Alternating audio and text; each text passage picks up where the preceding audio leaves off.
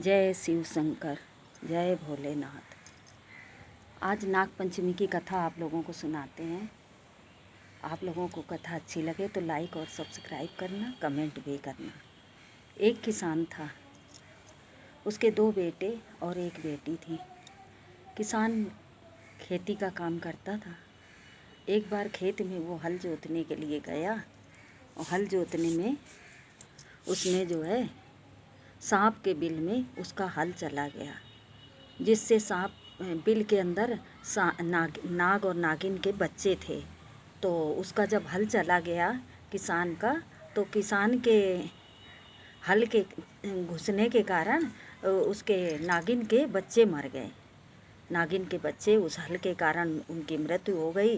तो जब नागिन इधर उधर से घूम घाम के आई और उसने देखा कि मेरे बच्चे मर गए हैं, और उसको पता भी चल गया कि किसान के कारण ही मेरे बच्चों की मृत्यु हुई है, तो वो नागिन को बहुत क्रोध आया और वो उसके आसपास घूमने लगी। उसके किसान घर चला गया तो उसके घर गई और किसान को डस लिया और उसके दोनों पुत्रों को भी डस लिया।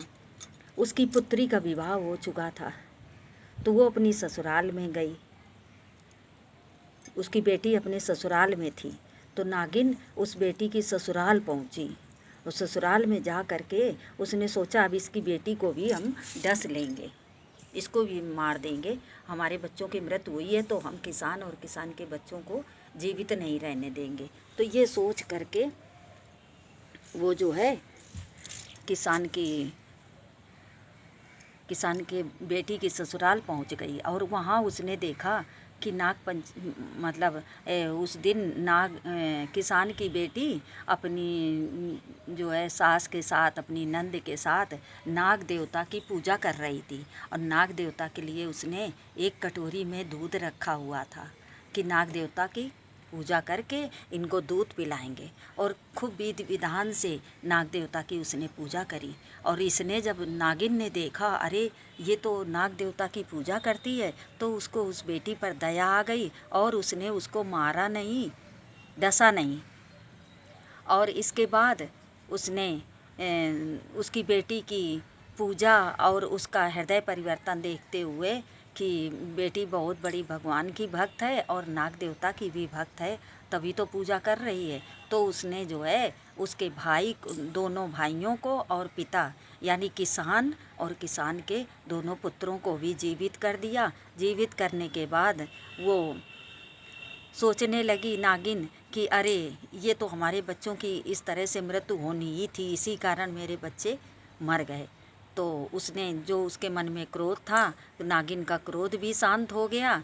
और क्रोध शांत होने के बाद उसने फिर किसान के साथ कोई बुरा व्यवहार नहीं किया और किसान को आशीर्वाद मन से दे दिया, उसकी बेटी के कारण, कि बेटी ने भक्ति पूजा की है, इस कारण से उसने किसान को क्षमा कर दिया और अपने बिल में नाग के साथ आराम से रहने लगी।